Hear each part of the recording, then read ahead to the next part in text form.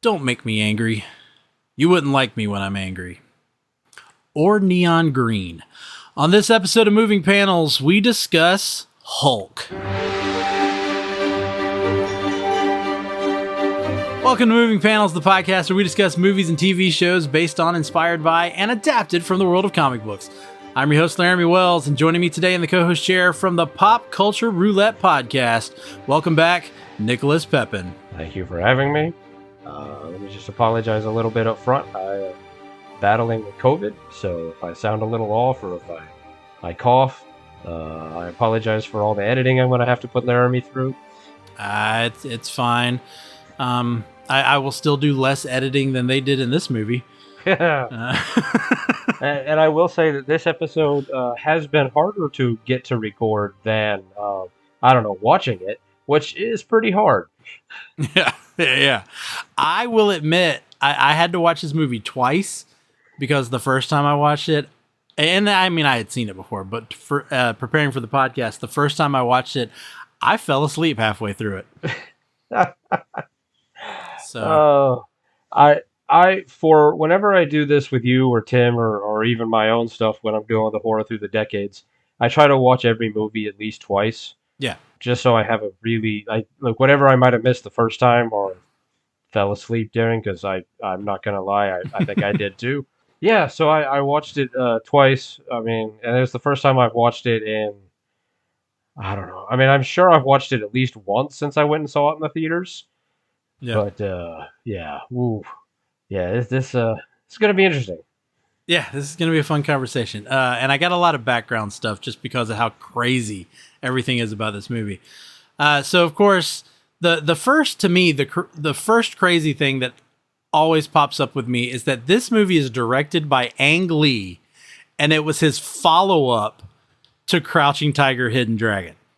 Yeah, I mean, I will say I love Crouching Tiger, Hidden Dragon. It's a beautiful movie. It's a gorgeous movie. And so when they initially announced Ang Lee was going to do it, I'm like, okay, it's going to be a little different, but I could be into this. But then I saw it and I was like, oh no. Yeah, you did not expect what we got. Wrong director, not the right style. For what he does, when he stays in his lane, he's very good. But wow, yeah. It's crazy because he literally, this is the middle of his Oscar sandwich, because he had Crouching Tiger, Hidden Dragon. He makes this movie, and then he follows it up with Brokeback Mountain. Yeah, and he wins another Oscar. Yeah, and those are three very different movies. Yeah. So, I mean, good for him for being, versatile, but yes, but he cannot do superheroes. I mean, let's also remember there's another great director that couldn't do superheroes. Well, let me scratch that. He could. M. Night Shyamalan. So he was wonderful doing superheroes for Unbreakable, right? But then give him The Last Airbender. Yeah, it also did not work. It's probably, when you're doing your own stuff. Or, I mean, I'll even throw Joel Schumacher, because Joel Schumacher has made a lot of really good films. And then he did Batman. Yeah, which, I feel like might have ruined his career. Yeah, has he done anything since? I'm sure he has, but I mean, all I remember when I hear Joel Schumacher is thinking of like, what is that? Robot Chicken. Joel Schumacher is history's greatest criminal. Yeah. Well, and the good news is this didn't ruin Ang Lee. Again, he did follow it up with Brokeback Mountain and went on from there. But Hulk was released on June 20th, 2003. Now, did you see it in theaters? I know you kind of mentioned it earlier. I did. I was so excited. Me and a big group of friends. I was living in Florida at the time. And we were all like, yeah, Hulk, it's going to be awesome. So like we got a whole big group of people. One of my friends was so bored or disturbed or just hated it. She got up and left and went and took a nap in the car. Wow. And the rest of us walked out. We're like, well, I guess it wasn't like, because we didn't really have very many superhero movies at that time. It wasn't like we have now. So we were like, it wasn't that bad, because we were just deluding ourselves. Of course, this was when the superhero movies were starting to kick up, because we had X-Men in 2000, you had Spider-Man in 2002, Of course, we get Hulk and Daredevil in 2003. So they were kicking. I'm not saying they were good, but they were Right. kicking up. Right. They were getting going. Because I wrote, you can't blame how bad this is just being on '03. Because you did have Blade, you had X-Men, you had Spider-Man, X-Men 2, Blade 2. Like, there had been a lot of much better superhero movies released. True. So, it wasn't like the blueprint wasn't there for how to do a good one. But we Yeah. still were in a time when we didn't seem to understand that giving a little bit of fan service, like, you have a core audience, people like you and me, people who have rooms that are completely filled with superheroes. Yours happens to be Superman, not Hulk, but I have if I'm a big Hulk fan. but if I ever get some more money and time, I will have a basement that is filled with a lot of stuff. Yeah. My pop vinyl figure collection will be set up eventually. Uh, but but there was this prevailing thought, at least in '03. I don't know when, maybe Favreau's Iron Man, when like the idea of like, hey, the fans that made the comic book successful in the first place are maybe the people who are going to come see this movie. How about we give them some respect? Hmm. And then the other people who don't maybe read the comics will enjoy the ride, because they were Hulk was popular for a long time for a reason. Yeah. I mean, exactly. I wanted to give some history behind this movie because it is crazy to kind of follow.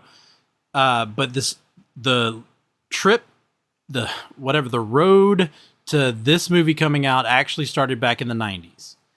And as many people know, we've talked about it on the podcast before, it was right there at the beginning of the 90s where Marvel pretty much filed for bankruptcy. They were struggling. They weren't doing they were under the ownership of this guy named Ronald Perelman, not Ronald Perlman, Ron Perelman, and he just didn't know how to run this company.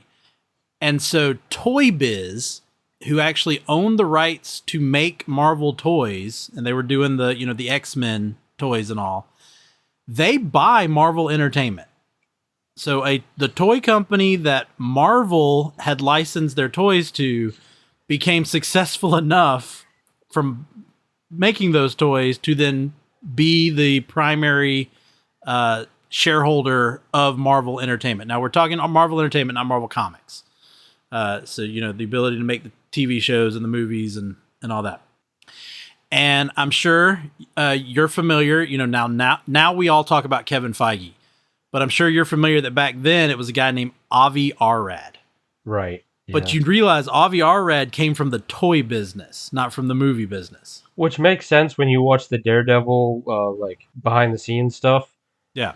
When because I think you talked about it on one of your episodes, or I know I've talked about it on one of mine, where if you watch the Daredevil director's cut, it's actually a pretty decent movie. It is. But there's a whole thing. There's one of the special features on the DVD where he is legitimately still trying to defend his theatrical cut as the better cut. Yeah. And He's a salesman is what he is. Right. I mean, that's like, his whole background. I think I know why you weren't doing very well. But are you aware, like, the same way that, like, Michael Uzlin, got the rights to Batman, and so even today, Michael Uzlin is still credited as a producer? Do you know Avi Arad is still credited as a producer on every Spider-Man movie, and he was even on The Incredible Hulk? So I guess if they make a solo Hulk movie, he's still going to get... It doesn't surprise me. I mean, just hopefully they just give him a check and don't let him have any input. Yeah. Here's some money, just go away. Yeah, like I said, I think the same thing happens with Michael Uzlin. I really don't think he has any say. It's just he was I want to do a one shot one day on his story. It's crazy. I mean, he wanted Batman so bad, and then when he found out he could pretty much get Batman for next to nothing, he bought it up, and he still pretty much owns the movie and TV rights to Batman. Yeah, it's a great story. So of course, right here, just like we're talking about with Spider-Man and Incredible Hulk, Marvel through Avi Arad was licensing out the characters. So we know that Fox had X-Men and Fantastic Four. Paramount actually had Iron Man at the time. They never made a movie, but they owned the rights to to make an Iron Man movie. That's where the whole Tom Cruise Iron Man came from that people talked about when Multiverse of Madness was coming out. Right. And of course, Columbia, which then got bought out by Sony, had Spider-Man, and Universal owns Hulk. And we don't talk about this enough. You know, there's always the talk about Spider-Man and how he's still owned by Sony and whether Marvel can or cannot use Spider-Man. Do you know that Hulk is still owned by Universal? Right, because like the reason why we haven't had a solo Hulk movie since Ed Norton is because Disney doesn't want to share the profit. They can use Hulk in any movie they want to use him in, as long as he's not in over a certain percentage of the movie. And they don't have to pay Sony or Universal. I mean, not Sony, Universal, anything. Mm. But if they give him a movie, they have to go into production like with them, or at least give them a massive, cut. Yeah, which just to me is, again, still crazy. Like, and again, it's crazy to me that there's all the talk about Spider-Man, but no one talks about Hulk. I really think that Hulk, as big of a character as he is, both literally and figuratively, as big of a character as he doesn't get a lot of love in this Marvel universe, in my opinion. I think there's this idea that because we've had 2 Hulk movies in the last 20 years, almost, that have kind of failed. There's this idea that people say, well, you can't do a solo Hulk movie. Well, you can. You just nobody's done it right yet. I do wonder with She-Hulk hitting the little, the small screen, if there maybe isn't going to be a renewed interest or a renewed push to get Ruffalo a solo movie. I mean, I would love to see. I know that they did Thor Ragnarok, but I would love to see some variation of Planet Hulk or even World War Hulk. Oh, your lips to God's ears, World War Hulk. Yeah. I want to see Savage Hulk. I want to see Hulk just snap.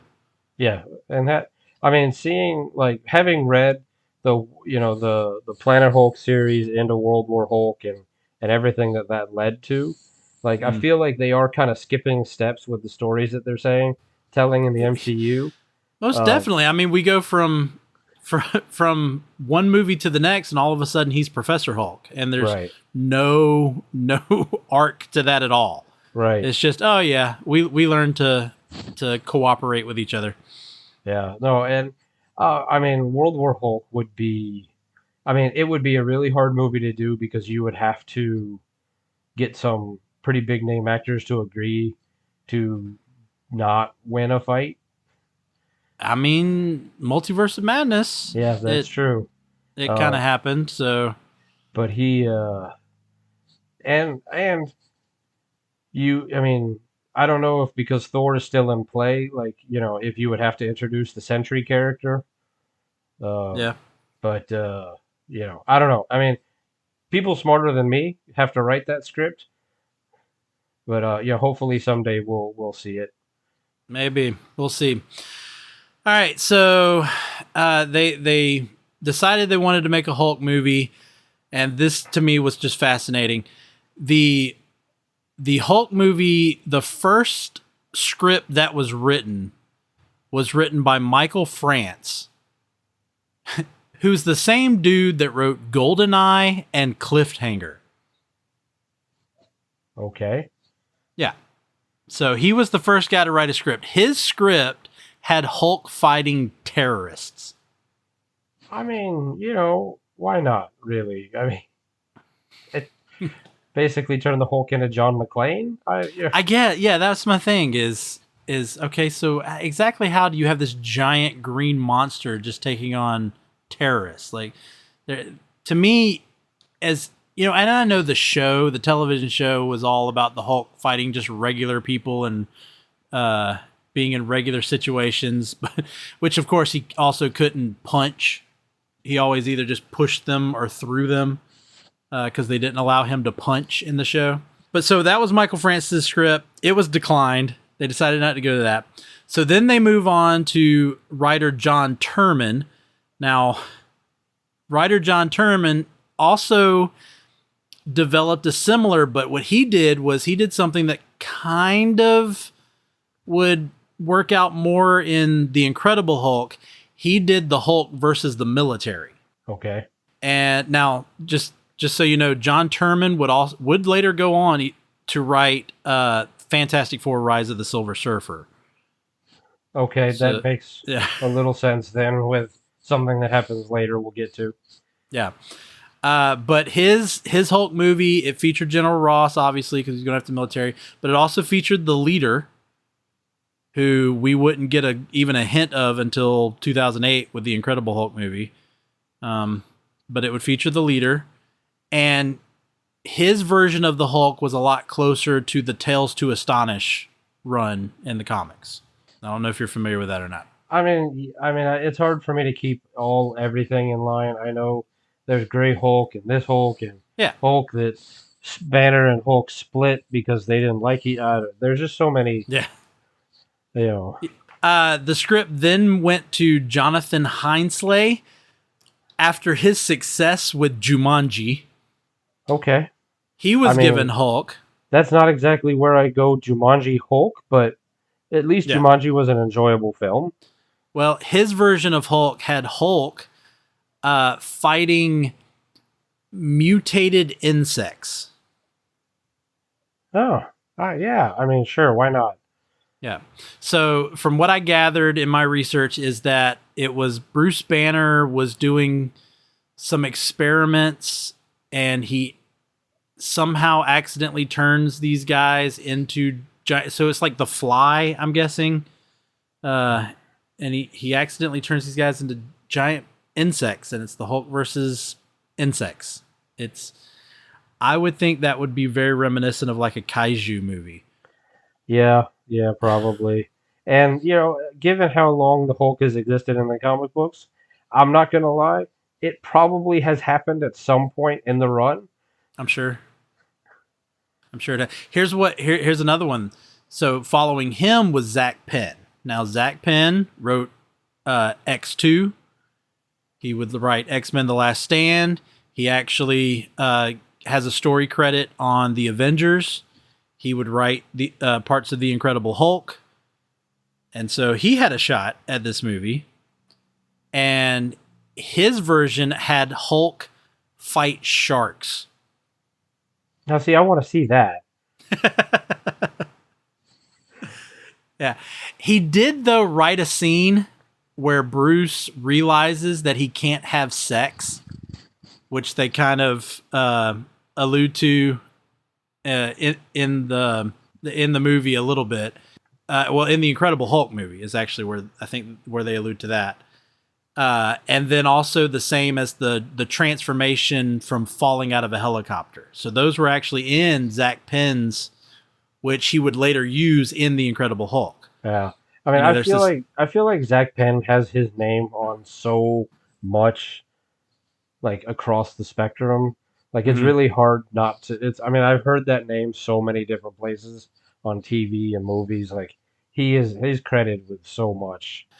I don't know though how much he gets the full credit or how much of he's like, you had enough ideas that we're going to give you a story credit or a screenwriting credit, because that more seems like where sometimes he falls. But this is all in the 90s, which is just crazy to me that this is all happening in the 90s. By 1998, they did not still have anything solid, but they had a $100 million budget and had already spent $20 million of it. Jeez. Yeah. And then Universal went, okay, nope, we're going to stop. This is not working. But then, like we talked about, Blade comes out, X-Men comes out, and Universal says, okay, let's reconsider a Hulk movie. We've got the rights to Hulk. Let's reconsider a Hulk movie. Their next turn was to make it a comedy. And I'm talking, they considered Adam Sandler and Jim Carrey to play Bruce Banner. I honestly could say I've never heard that. That to me seems like a great parody movie that that I'd watch on Netflix. But if that's what you're seriously offering me, no, thank you. Yeah, the fantabulous bulk. That's what I would. That's what that one would be. Yeah, yeah. No, I'd be all for a parody movie with those guys in it. But Yeah, I couldn't find anything about what the story would have been. I just found that they thought at a point to make it a comedy. But Michael France, so that very first guy I mentioned, the GoldenEye and Cliffhanger guy, he actually returned. They said, we're going to bring you back. I guess they thought he had the best idea so far. So they're going to bring back. He wrote a new script, and this script focused on Banner's abusive father, and that the anger was already a part of Bruce. So now we're starting to build this actual movie. right, However, Michael France still wouldn't actually write the script. We would bring in David Hayter, which is the guy who wrote X-Men and also part of X2. He writes a script where Bruce has 3 colleagues. So there's 4 scientists, and when the gamma explosion happens, they all get turned into beings. So Bruce, of course, gets turned into the Hulk. His other 3 colleagues get turned into the Leader, Absorbing Man, and Zags. that's the electric guy. That's the electric guy. Yeah, Yeah. the guy who has the nearly unpronounceable name. I've always Yeah, pronounced it. Zax. Oh, yeah, I've always pronounced it like Zizax or something Yeah, like that. something like that. Zizax. I've never seen an yeah. exact. I don't think I've ever heard it said. So that was that idea. Of course, I kind of think that when Ang Lee finally gets hired, he brings in James Seamus, who wrote Crouching Tiger, Hidden Dragon, and they read through these scripts, and it's almost, now that you're hearing it all, it's almost like, we're going to take this out of this script, we're going to take that out of this script. We don't want 3 villains, so we're just going to merge all 3 of them together, Right, and make one villain. Because, I mean, think about it. His dad, David Banner, he's a janitor right. at the beginning, right? Well, in the comic books, the Leader, before he becomes the Leader, Samuel Stearns is a janitor. Right. Yeah, I mean, I got that feeling like they really just, instead of doing the Leader or Absorbing Man or Zizax or Abomination or any other one, they were just like, let's take these 3, combine them into one character, Yeah. give Yeah, the 'cause father, who has only been kind of a part of the Hulk story anyway. Yeah, we're going to get into that because that's really the main comic connection to this movie. But yeah, they just bring it in. France did get writing credit because I guess he had enough that they took. Terman also got writing credit because they took, I guess, the whole military thing from him. And so he also gets writing credit along, like I said, with Seamus. But let's go ahead and jump into this. So we've got the Hulk movie. This movie is out. We finally got big screen Hulk. Hulk from May of 1962. It's now 2003. He has a movie. Stan Lee and Jack Kirby character that everybody loves. And we're going to get Australian sketch comedy star Eric Bana. Yeah, I mean, I've seen him in some pretty decent movies. I'm struggling to come up with any off the top of my head. But, Black Hawk Down. Okay, yeah, there we go. I mean, Yeah. I know I've seen him in a number of movies, but he just seemed off. Like, he didn't seem to really fit the character. Yeah, there was something, and I don't know if there's something about him trying to hide his Australian accent. I don't know if he was, his mindset of the turmoil that is inside of Bruce the whole time, if he was trying to relay that with his face. Because it did seem like maybe he was always trying to just stay stoic. Yeah. Like he had no emotion. But it does come across really weird. Yeah, it didn't really work. Like, I can't imagine if he watches that movie back that he goes, I was doing good work in that movie. Like, yeah. Yeah. Yeah, I don't know what else there is to say about that. What did you think about, aside from him, what did you think about the Hulk, though? Like, the action, because the Hulk's not even played by Eric Bana. No. They didn't do the motion capture for Eric Bana. They did it for Ang Lee. Yeah, which is weird. I don't know, like, I don't know if it's looking back now, like almost 20 years later. I felt like the CGI just didn't hold up as Oh well no, as it. it doesn't. Like if when I go back and watch that Tobey Maguire, that first Spider-Man, like the CGI isn't necessarily holding up as well, but it holds up better than like this one does. Yes, because he is like jello green. Like Yeah. he is day glow green. Like there's something going on. The face is weird. It doesn't look like Eric Bana. Is there anyone you think the Hulk looks like? I just thought it was some sort of generic face that they gave him. I didn't really attribute it So to anybody. so let me throw this one out at you because I found this in my research. Do you think that the Hulk looks like Billy Crudup? I mean, now that you say it, I guess it kind of does. So the rumor is that Billy Crudup was actually originally cast for this movie. I And mean, when they created the look of the Hulk, they created it to look like Billy Crudup. Then when he had to back out, they didn't want to spend any more money to go back and change the look of the Hulk. And again, I don't know if that's true, but that yeah. is what I read. I mean, Billy Crudup to me is one of those like really underrated actors that people don't really think about. But when he shows up, you're like, wow, this guy's good. Yeah. But then you don't remember who he is. Right? Yeah. He's Yeah. because he I doesn't. probably just said Billy Crudup and people listening went, who? Big Fish is one of his Oh, bigger yeah. movies. He's Well, been in, Dr. he Manhattan. well, yeah, he's been in Yeah. so much. It's one of those like, if you looked at him, you're like, that guy. Yeah. That's he's one of those that guys. He definitely is. So here's my thing. When I look at the Hulk, not aside from the green, is it just me or the way he's proportioned? Does he not look like a giant baby?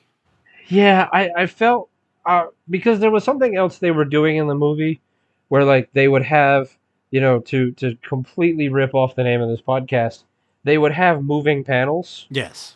Yes. Um, where like they were trying to be too comic booky, like Yeah. like, and I say that having just said all that stuff about like you need to give fans some fan service, but like you don't have just because it was a comic book doesn't mean you have to try to because they had like almost had like star wipes and like the Oh, yeah. panels like it was just like and now you turn the page like You know that was something that Eric Bana actually hated. it doesn't Because surprise in me. order to do some of those transitions, they had to film the same scenes over and over again from different angles because of the way they would have it in the different panels as they were showing it. Yeah, And I could he see that. hated it. I could see that pissing an actor off. But back to the look of the Hulk, was it just me or did he look like he was always wet? Yeah, I mean, that was also back when CGI didn't really know how to do hair. Yeah. So like it always looked weird. I don't know. I just go back to like I want to say it's 2003, you got to forgive him, but at the same time like we talked about, I can't forgive him for everything. Yeah, that's kind of where this goes. So let's talk about other characters. So, of course, we got Betty Ross, played by Jennifer Connelly, in her second comic book movie. She, of course, was in The Rocketeer, which is back in our archives if you want to go back and listen to that. And so this was kind of interesting, though. She's not a scientist in the comic books. This was kind of the introduction of making Betty a scientist, which they kind of then stuck with after that. So this movie at least gave us something that ended up affecting the lore. But what did you think of Jennifer Connelly's portrayal of Betty Ross? I wrote down she doesn't seem to care about trying to act within this movie.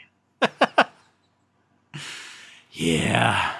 Yeah, I got to tell you, that's probably true for a lot of people except one. Or no, two. I can think of two people that acted their heart out in this, and we'll get to them in a second. Yeah, she's kind of course, was Liv Tyler any better in The Incredible Hulk? I mean, honestly, I had to look up the fact that Jennifer Connelly wasn't in the second one, because like I feel like the two of them are interchangeable. But Kind of, oh, yeah, kind that's of. right. That was Liv Tyler, not Jennifer Connelly. Yeah, yeah. Then we got Thaddeus Thunderbolt Ross, played. I mean, dear Lord, they got Sam Elliott, played by Sam Elliott, who, even though known for his mustache, he actually wanted to shave it off because he wanted to be accurate to the military. And he said a general would not have a mustache. But of course, Ang Lee pointed out to him, yes, but the comic book character does. Yeah. And I've got to be honest. Sam Elliott as Thunderbolt Ross looks like he was pulled straight out of the comic book. Yeah, I wrote that now that William Hurt has unfortunately passed away, maybe we give it back to Sam Elliott. I wouldn't be mad. I wouldn't be upset with it. However, if they're clearly gonna at some point, if they do Red Hulk, like you might have to go younger. You know. Do you though? I mean, it's all going to be 'cause- CGI. Yeah, so. you just hire another kid to come in and do the motion capture. And Yeah. just CGI Sam Elliott's face a little bit. But speaking of younger, this was just a random trivia that I found. The actor who played Thaddeus Ross, the young version of Thaddeus Ross in the flashbacks, Okay. is Todd Tesson, who is the older brother in real life, the older brother of Tiffany Amber Thiessen. Huh. Kelly Kapowski. Kelly Kapowski. That is her real life older brother that played the young General Ross. I never even thought to look that guy up. You wouldn't. I just stumbled upon it and I was like, I'm going to jot that down because that is a fact that I could almost guarantee people do not know or didn't even think that it would happen. But let's get to those two actors I said that loved being in this movie. And that starts off with Josh Lucas playing Glenn Talbot. Yes. I wrote down that he fits the stereotype that he has built himself. That he's kind of typecast. Like he has even when he's the good guy in the movie, like the smarmy. He's still got a smugness to him. Yeah, that smarminess, and like it's so easy to have him flow between good or bad. Just like is he the sarcastic good fun guy, or is he the sarcastic evil bad guy? Like it's just it's the same guy. Plus, he's the voice of Home Depot. Yeah, that is true. But the character, this is actually the first of the characters that didn't appear in the very first Incredible Hulk. Talbot appeared in Tales to Astonish number 61 in November of 1964. Now, the character, and he was created by Stan Lee and Steve Ditko, the character was actually killed in the comics back in 1981. So it's kind of interesting that he is even in this movie because he had not existed in the comic books for 20 years. So did they resurrect his character because of this movie? No one. I wouldn't say it's because of this movie because he didn't return into the comic books until 2010. Yeah, because I know there was a lot of rumors that Talbot was gonna be Red Hulk when there was still who is Red Hulk. Yeah, and I guess you could say they officially have not introduced Talbot into the MCU. He was on Agents of S.H.I.E.L.D., which they completely screwed up because they turned him into Graviton. But Talbot was on Agents of S.H.I.E.L.D., but that isn't canon to the MCU. I'm still confused by that. I think they're still confused by it. Yeah. So there's still a chance that Talbot could come in, and if they do decide, I mean, again, they made him Graviton on Agents of S.H.I.E.L.D., so maybe they could bring him in and go ahead and go the route of Red Hulk with him. I don't know. That way we could get maybe a younger actor, like you were saying. And then we're down to our last cast member. Oh yeah, which again, if you want to talk about a man who milked every moment he was on that screen, David Banner, the amazing Nick Nolte, who maybe didn't know he was in a movie. He just shows up and goes great. Like, I will say, much like Nick Cage, commits. And you get full Nick Nolte every time he shows up. Yes. And it was while filming this movie that he got his famous DUI with the mugshot. So it kind of explains the hair that he has in the mugshot, Yep. Okay. because that's what he had for this movie. Yeah. Yeah. Okay. That tracks. Yeah. Yeah. Of course, the name David Banner is an homage to the television show, because that's the name they used. Because for some reason in the television show they didn't want to use alliterative names to have the Bruce Banner, so they called him David Banner. Because in the comic books, his father is named Brian Banner. Still got that alliteration there. Well, you can't have Stan Lee develop a character and it not be some sort of alliteration. Yeah. Funny enough, though, he was not created by Stan Lee. Brian Banner was created by Bill Mantlo and Sal Buscemi. Okay, I mean, two pretty big names, but I mean, Stan Lee was probably standing behind him going, come on, come on. Oh, I'm sure. Yeah. Alliteration. Yeah. And he was introduced in Incredible Hulk 267 in January of 1982. And we'll get into that a little bit more in the next section about that character. But I'll go ahead and say this. His character in the comics doesn't... Oh, this is very hard to walk around without having a whole nother hour conversation. Doesn't have powers. So to give David give him the powers in the movie, we talked about they kind of merged a bunch of people, but ultimately he's the absorbing man. Yeah. He's Carl Creel. Yeah. I don't see it any other way. He's a very modified version of absorbing man, because he turns into more like monster versions. And I definitely picked up on that a lot this time. Like, I don't know if I picked up on that when I saw it in the theaters in 03. Maybe because I've read more comic books since then. But yeah, this time I was like, oh, they clearly wanted to do Absorbing Man. They also clearly wanted to do Zizzax, but couldn't figure out how to turn that character into a working character. I don't think they figured out how to turn this character into a working character. Oh, I've got some notes. All right. Well, since we're done with the characters, let me go ahead and ask my question. So, of these characters, the versions of these characters, who did you want to see more of? Who did you want to see again in another movie? And who do you wish would get blown up in one panel while we moved on to the next panel? I would like. I mean, I think I already gave it away when I said I wouldn't mind Sam Elliott coming back now that William Hurt's passed on. He was the one actor in this movie that was like as good as Josh Lucas and Nick Nolte were trying to be. Like, at least they were trying. Yeah. Like, I mean, well, granted, again, I don't think you get a different Sam Elliott in any movie. I think he's the same guy in every movie. There may be just slightly different levels different levels of emotion, but for the most part, like you're not going to get wild like Nick Cage. Like, I'm kind of on a Nick Cage kick right now. Like, so in one movie you're going to get wild and crazy, like ooh, ooh, ooh, and then in the next movie you're going to get a guy capable of winning an Oscar. Yeah. Or you're going to get that with Sam Elliott. You get the same guy. You're going to get Willy's Wonderland, where he doesn't even say a word in the entire movie. Right. And I love that movie. I was amazed by that movie the first time I saw it. Yeah. I was blown away. Yeah. Because I went, honestly, we're going off on a tangent here. I honestly went into Willy's Wonderland with low expectations. I didn't know anything about it. I'm thinking this is just a, Five Nights at Freddy's ripoff. It's a Nick Cage movie, but man, I was glued to the screen. Oh yeah.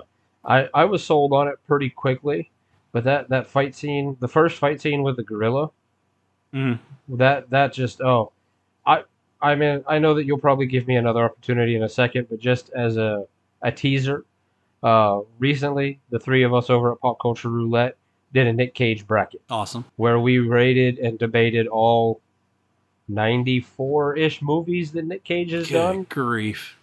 Which was kind of a mistake, because I would say about at least half of them the three of us had never seen. But we debated it anyway, so it's going to be fun.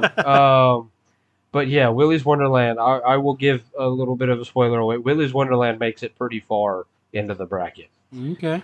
How about Ghost Rider, since I'm the comic book guy? How far did Ghost Rider make? I'm going to say that neither Ghost Rider movie made it very far.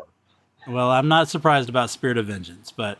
I mean, I think the first Ghost Rider maybe made it Because we have the ranking systems that we have, we also have no control over where the movie ends up on the bracket. So Yeah, sometimes better movies get eliminated early just because of what they're paired with. because of what they're paired with. Yeah, So like if you go back and listen to the Adam Sandler bracket from a year or so ago, like Waterboy gets eliminated earlier because it goes up against like Happy Gilmore, and then like you have a yeah, movie like Hubie Halloween sneaking into the top four because of where yeah, movies got ranked. It's just, yeah. but it's the most fair way we can do it. That way Makes sense. we take any subjectivity out of building the bracket, and it's just purely Rotten Tomatoes, IMDb, Metacritic added together to give you on a scale of 300. That way we Yeah, can't say, oh, well, we like this one, so it's number one. And like, yeah, we can't like juice it so that, yeah. a certain movie is guaranteed to win. So So, yeah, unbiased and impartial. There's What seems to be the problem, pal? just so much pain in the world, so many issues. I don't think I can bear it. Hell, friendo, it sounds like you could use a dose of pop culture roulette.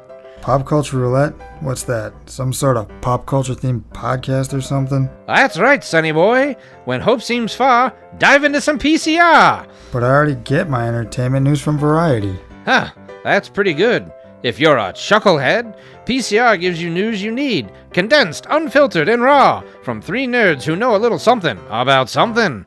Wow, okay, sign me up. That's the spirit. Pop Culture Roulette. New episodes every Monday, available on all major podcast directories.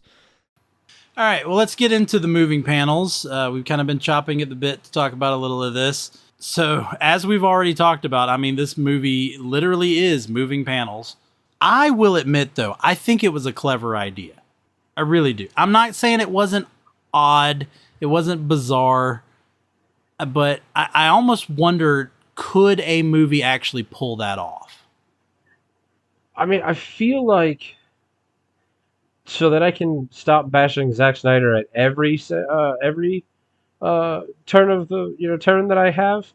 I will say I feel like Zack Snyder did something similar with The Watchmen, where he literally pulled certain panels out of that book and put them on the screen It just framed them on the and screen. framed Yeah. them on the screen. And that worked. Like I thought Zack Snyder did a pretty decent job with The Watchmen overall. Well, and see, Watchmen came to mind for you. Sin City comes to mind for me. I think Sin City almost does this effectively because, like you're saying that Snyder did, Sin City takes frames straight Yeah. out of the Frank Miller comic. Now that you say it, yes, you're right. Sin City is No. probably a better example. Yeah, I just wonder, can it be done in color? Is the question. I don't know. To me, it kind of gave it like a bad mid to late '90s TV movie. Yeah. Like like I Yeah. felt like it was almost like right up there with like Nick Fury. Oh, the Hasselhoff, The Hasselhoff Nick version, Fury. yeah. Yeah. Like it just like the CGI, some of the plot of the movie, the panels, like it just I don't know. And maybe in '03 I was like, "Oh man, that's cool." But now it's just now that we have the MCU being what it is, we're just like, "Yeah, that's terrible." Yeah. Again, though, I don't know if it's just the comic book person in me, but I think it's a good idea. But no, it was not properly executed. Another thing that I noticed, just to mention really quick, is that although gamma radiation is a big part of the comic, it's almost not mentioned at all in this movie. That is correct. They really don't talk about gamma radiation. There's talks about what is it? Is it like, I forgot how they describe it. It's like micro. It's almost like they say it's like little micro robots that are being injected into the. Yeah, Yeah, it's really weird, the science they use to explain it. like, all right, most comic book origins are silly. Like Spider-Man being bit by a radioactive spider and turning into a man with spider powers. I mean, Batman's origin works, Superman's origin works, but like a lot of the other ones are just silly. We just go with it, we accept it as a suspension of disbelief, and we just go with it. Yeah. But some of the changes they did for this movie, for the origin story, just made it a little dumber. Yes. Which, and since you brought up Spider-Man, Amazing Spider-Man #2, where they try to do the same thing this movie did and explain how he has always been set up to be the thing he becomes. Yeah. You know, the Amazing Spider-Man 2, did the whole where his dad was experimenting on him as a child. When they tried to go more of the Ultimate Spider-Man route. Yeah. Yeah. And so they made it so that, yeah, he's bit by the spider, but it was because of what was already inside of Peter versus, and then they do the same thing in this movie. They try to explain that it's because of what was already inside of Bruce. And that's where, to me, it got a little, I just went, I don't need that. Like, I'm perfectly fine with just a gamma radiation explosion, and don't come at me with the fact that gamma radiation is real and it's not actually what they portray it as in the comics. But I'm fine with a gamma radiation explosion turns this guy into a monster. Right. I'll settle for that. Yeah. Acid splashes on Matt Murdock when he's a boy that not only blinds him but enhances all of his other senses. I'm fine with that. Or acid splashes on a district attorney and only on half of his face. Exactly half, yeah. Perfectly in half. Yeah. Yeah. And we're 100% on board with it. Yeah, I'm fine with all that. I'm fine with stupid. As long as you work it into what you're doing and you just own it. I think a lot of the problem early in these comic book movies with Ang Lee, with some of the Punisher ones, more so Warzone, when you get a director who doesn't want to do the comic book, like they want to do the name, but they don't want to do the book. They want to kind of develop their own thing. Like, I think that's where Favreau really stepped up and showed something that. That was a Kevin Feige decision. Yeah, even Sam Raimi, getting somebody who loved the source material, didn't just want to direct a movie with a cool name. Yeah. Ang Lee didn't want to direct a Hulk movie. He just wanted to direct a movie with that title. Yeah. Yeah. Yeah, I mean, that was a Kevin Feige decision, was we're not going to create movies that are from the comics. We're going to use the comics, though, as a template to create movies. Right. That's ultimately what Kevin Feige said, and I totally agree with you. But the one main thing they took from the comics for this is Banner's abusive childhood, which is first revealed in Incredible Hulk 312 in October of 1985. And that is when Bruce's father, just like in this movie, he believes Bruce was an abomination because his father was exposed to radiation. And then when they conceive Bruce, he's worried that radiation somehow got into Bruce. And when he then snaps, very similar to this movie, he kills Bruce's mother when she is trying to escape with Bruce, trying to flee, because again, he's actually wanting to kill Bruce. She tries to stop him. He kills Bruce. But in the comics, Bruce actually kills his dad before he becomes the Hulk. Yeah, I didn't necessarily remember that, but yeah, I mean, now that you say it, yes. Yeah. Of course, no one ever stays dead in the comics, like we talked about with Talbot. His dad did come back later during the Chaos War.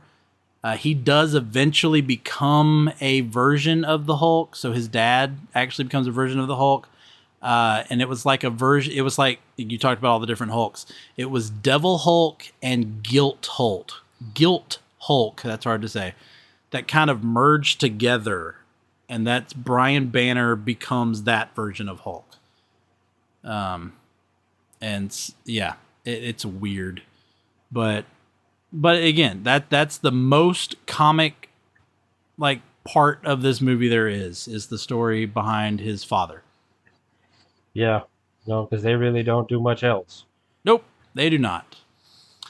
I mean, you can pick little things like at the beginning, there's another scientist who is in the room with him when the gamma sphere is about to explode, and he kind of pushes that guy aside and saves him. In the comics, it's the same thing, except, it's Rick Jones, the teenager Rick Jones, riding his motorcycle, and Bruce sees him, and so he runs out there and he tackles Rick into like this ditch, and while he's laying on top of him, the explosion happens. So they get that. They get some of the other things. His ability to run really fast. That's out of the comics. I think in the comics they say he can run up to like 300 miles per hour. I wasn't a big fan though of the Roadrunner type movement of his legs while he was running. So much of it was a weird choice. Like, to me, him running he looks like he's taking giant strides. Like, that's what I would think his running would be. It wouldn't be the feet spinning, fast like he's scared of a ghost like Shaggy and Scooby, which is exactly what this movie looked like. I mean, he was kicking up dust as he was running. Yeah, it was and we haven't even really got to the worst part yet. Oh no, we're gonna get to all this. So also from the comics, his healing factor, Incredible Hulk 398, Hulk is actually incinerated by a character named Vector, and he's shriveled all up, like he's been burned. And all Hulk does, he says, "Ouch," and then just slowly starts to regenerate. I will say that this movie does something that none of the MCU movies, though, have done. This movie shows us the leaping ability of the Hulk. Right. And the Incredible Hulk has not really shown that. Although the Avengers had him, bouncing off of buildings and whatnot, it still didn't really get across what was in the comics of Hulk just taking off, almost like, the Superman, able to leap tall buildings and think about, just launching himself a huge distance. Because in the comics, in Incredible Hulk 254 back in 1980, Hulk actually jumps straight up and ends up in space. I mean, hey, why not? Yeah. And then we get the immortality, which is what David believes is the secret behind the Hulk. There is a one-shot, a great one-shot. I want to point this out. It is a great one-shot called Hulk: The End, which came out in August 2002. Banner believes in that comic that he is over 200 years old and he is the last human on Earth. And I'm just going to leave it there because I don't want to spoil anything about this one-shot.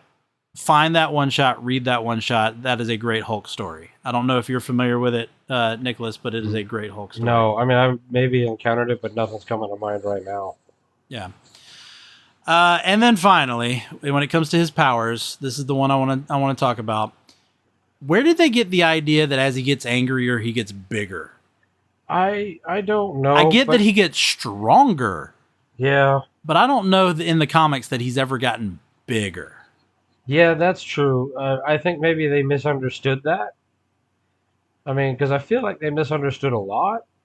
Yeah. Because, I mean, that is one of the things that they talk about. Like, the angrier he gets, the stronger he gets. Yes, which I'm all for. I'm for that, there is no cap to his strength. And, as something is opposing him, he gets stronger in order to push back. But to me, it was the one that the scene that takes me just completely away is when Talbot has him in the jelly goo. Yeah. And he's about to drill him, like this comedically huge little drill that he's going to get a sample of Hulk. And as he's getting it closer to the Hulk's face, the Hulk's like eye bulges out because he's getting bigger. And that was just, I was like, no, I can't I can't accept that he's bulbling as he's getting bigger. Yeah. I mean, that was so cartoonish. Oh yeah. I mean, again, I don't know how much of that is them just misunderstanding. Not having certain people on board that know the comic book. Just kind of like, well, we read a few issues. Like, we'll take it from here. Yeah, I don't know. So what were your? I don't know if you have favorite moments, but what were your favorite moments, or what are moments that just stuck out for you in this movie? I have two. One of them, it's the dog scene. Yes, the Gamma Dogs. The Gamma Dogs, when David Banner sends them after Betty Ross for, I don't know why. Because she was getting in his way. Yeah. Yeah. So you have this rich history in the Hulk of all of the characters. We've mentioned a bunch of them, and there's even more. Mm-hmm. And the best villain you come up with is 3 gamma-induced dogs. Yep. That look kind of like the dog from Mask. Well, so it was a bulldog, a poodle, and what was the third one? I forgot what the third one was. Like a Rottweiler or something, maybe? Maybe, yeah. A pit bull? I don't know. It made no sense when you have all of these characters to pick from. And you're just like, nah, no. We're going to take a poodle. Yeah. We're going to make it evil. Yeah. So would you be surprised to find out they're actually from the comics? No, I wouldn't be. But at the same time, it's just like, if they had just made it like a small portion of the movie, yeah, not like a main like set piece and one of the big fight scenes in the movie, just like a throwaway scene or just like kind of a background thing, like running gag throughout the franchise, or but to make it such a like focal point of the movie. Yeah, it's a big like I guess you would say like Act 2 piece. Yeah. Just to give the background, so Incredible Hulk number 14 from May of 2000. It's a storyline called The Dogs of War. And even though the Dogs of War storyline, I think, is 6 issues long, the dogs actually only appear in that one issue, number 14. The military trying to stop the Hulk, and one of their plans is to feed a group of dogs gamma radiated meat, which then turns them into big, scary, dogs. Now, they're all the same kind of dog in the comic. They're not different, but yeah, that's where it comes from. Now, funny enough, they actually use images from that comic in the Marvel flip at the beginning of the movie. Interesting. Yeah. So it's in there, but yeah, I agree with you. The look of the dogs, and then what did you think about the fact that they just poof into green mist? Yeah, I don't. It was just the whole thing was just so bizarre and bad, and like the first time I watched it, I'm like, okay, this is as bad as I remember, and the second time I was like, no, this is worse than I remember. Like this is just like how does a bunch of people in a room go, I got it. We could use Abomination, or yeah, we could use any number of Hulk characters that have existed throughout the time. Remember that one issue where they had dogs in the one time? yeah, that was my thing. That's why I pointed that out. Yeah, it's one comic, this one issue. Let's go there. Yeah, it's so crazy that is what they decided to do.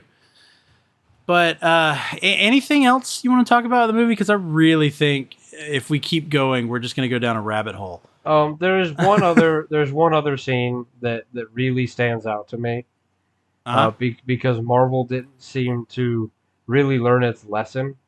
So the final fight scene, you have the Hulk. Yes. You have the father who is becoming, some sort of, Hulk-like creature, absorbing man, somebody.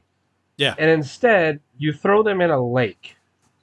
Turn it But into like before the lake, you have them go through the sky where we just get still images yeah. every time he flashes. And then you turn the father into something like a cloud. Mm-hmm. And it's just stupid. It's just Yeah. pure stupid. Yeah. And Turn then him into a giant rock monster. yeah, Yeah. it's so inane. I don't understand it. And then a couple years later, Fantastic Four Silver Surfer goes, "Hey, you know that cloud idea? That was great. Yeah. I remember how everybody hated it. Yeah, let's do it again." Yeah. Yeah. Right. I can't believe that somebody didn't go, "Don't you remember how in '03 that didn't work?"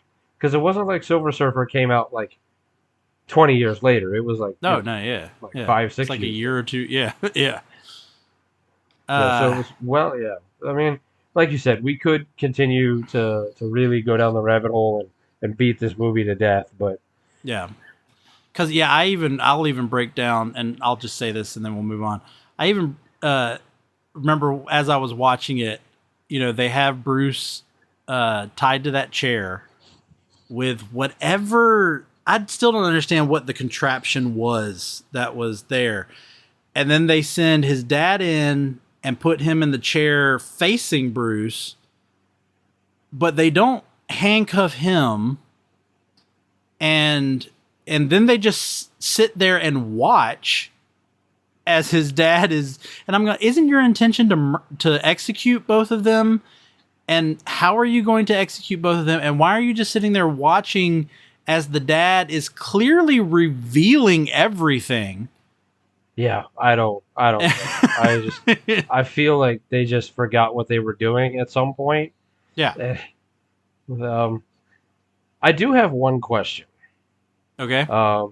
So in the Incredible Hulk, it starts with them, or they make reference to Ed Norton being in the jungles of some South American country. Yes. Well, So okay. it's always been, is it? I know they never claim that it's a sequel, Yeah. but they sure kind of started it like it was. They do, but I want to point out at the end of this movie, Eric Bana's version of it is in, what is it, Colombia? I didn't bother And writing it down. well, but in the Incredible Hulk, he's in Brazil. Okay, all right. So even though, I mean, I know you could make any argument about, well, he just kept traveling in South America, but he is in a different, like, not only different part of South America, different language speaking part of South America. Right. So Yeah. So it seemed kind of strange that they clearly wanted to distance themselves from this movie, yeah, but then because they started it with almost the same end of this movie. but they also started during the opening credits of showing the experiment, like from the television show where he's in the big Right. chair, and it's not him throwing his body over a giant gamma sphere, and Yeah. so they do separate it enough, I think, but I do understand the confusion. But let's go ahead and get into our final decisions. Bag it, stack it, or trade it. So, Nicholas, what do you say about the 2003 Ang Lee's Hulk? I'm gonna go ahead and trade it. Basically, like Not surprised. I mean, I'm not even sure I actually want to like trade it. I might just like toss it. Like, I'm good. I don't want anybody to hold this. Like, but Yeah, yeah, it's definitely not getting bagged. It's definitely not getting stacked. Like, I don't feel the need to watch it again now that I've seen it again for the first time in like 15 years or so. Yeah. But because now I remember. I mean, I've always like been like, oh yeah, this is not good. But now Yeah. like I was like, oh yeah, this is really bad. Yeah. So for me, I think officially I'm going to say trade it, but part of me wanted to say stack it. And the reason why part of me wanted to say stack it is because it's an interesting take on a comic book movie. It came out when, as we talked about at the beginning of the episode, it came out when they were kind of testing the formula for how a comic book movie should be done. You had Blade that, tested with the horror aspect. You had X-Men that tested more with the science fiction, the sci-fi kind of element to it. It felt like a sci-fi movie. Spider-Man also went kind of bright and colorful. It felt like you were. I mean, honestly, parts of Spider-Man, when Spider-Man and Green Goblin are fighting each other, especially at that parade scene, it kind of felt like you're watching, a couple of actors at Disney doing a little stunt show or something, is what part of it felt like. So, it had that. Daredevil, I think, played with a lot of the music video kind of feel of the time. Yeah. And I mean, even League of Extraordinary Gentlemen, which some people forget's a comic book movie, League of Extraordinary Gentlemen had that, that epic action adventure feel. So every comic book movie that was coming out this time was just trying its own little thing. And so I hint at, I want to stack it because of that. But like you said, I don't go, you know what? I feel like watching the Hulk today. Or not, excuse me, not the Hulk. It's just Hulk. I feel like watching Hulk. I never say that. I never think about this movie all that much. So I'm in total agreement with you. It is a trade it for me. Yeah. But part of me wanted to stack it just because of it being one of those movies that was trying to get a lock onto this genre. And that's it. Yeah. I mean, I go back to, I think, the problem was at the very beginning. You chose a director who was trying to do something that you can't or you shouldn't try to do in a comic book movie. I'm all for doing different things and doing artistic things and doing, not just pumping out the same movie, every time. I like going to see something like Multiverse of Madness, which is almost a horror film. Yeah. And then Love and Thunder, which is all, action adventure comedy, or the Ant-Man, which was a heist. Like, I like that, but there's still enough of the right elements to it that make it work. There's still a thematic similarity that connects it all. Yeah, I agree with that. All right, well, thank you, Nick. I know you talked about your show earlier, but anything you want to promote or push when it comes to Pop Culture Roulette? We have our what is now becoming an annual 31 for 31 and Halloween. So for the month of October, us and Media Pod Smash will be releasing a different piece of content every day. Wow. It's a lot of work. It's a lot more work for Jeremy, but it's a lot of fun, but it's a lot of work. I'm going to be doing themed episodes for Pop Culture Roulette. I'm doing some Horror Through the Decades movie reviews. Exciting. And then, we've got some like food taste videos and just a bunch of different things. Like I said, 31 pieces of content. Every one of them is going to be, some of them might just be variations on a theme, but they'll all be different. Like, we're not just going to release the same podcast 31 straight days. Yeah. So that's a lot of content out there. Yeah. We did it last year. It seemed pretty successful. People seem to really to dig it.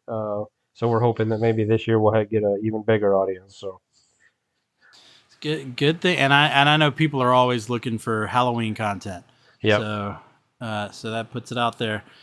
Well, thank you, Nicholas. Always good to have a chat with you. Check out the Pop Culture Roulette podcast with Nicholas and his buddies, and give us all that follow. Give us all the great 5-star reviews on Spotify and Apple Podcasts, and just show the love. Podcasts seem to be something that people love to do, whether it's in the car ride or while they're working out. It's a calming thing, and it's fun to know that there are other people out there who think the same way as you and want to talk about the same things as you. And you can find that among not only Moving Panels, but Pop Culture Roulette as well. But thank you again, Nicholas, and thank you everybody for listening. And for today, I'm Laramie Wells for Moving Panels, and I'll see you on the other side of the page.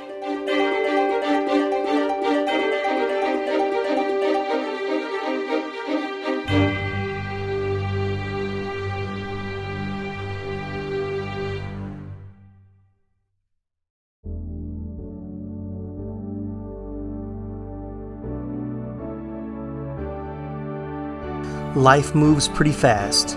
If you don't stop and listen to an 80s Flick Flashback podcast once in a while, you could miss it.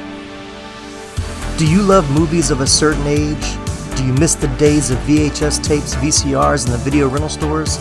Does the thought of another 80s movie being remade seem inconceivable? My name is Tim Williams. I'm the creator and host of the 80s Flick Flashback podcast. On each episode, I'm joined by guest co-hosts to discuss one of the many movies released in the 1980s. We share our first-time watch memories, our favorite scenes, and even learn some behind-the-scenes stories about the cast and crew along the way. New episodes are released every other Friday on your favorite podcasting platform.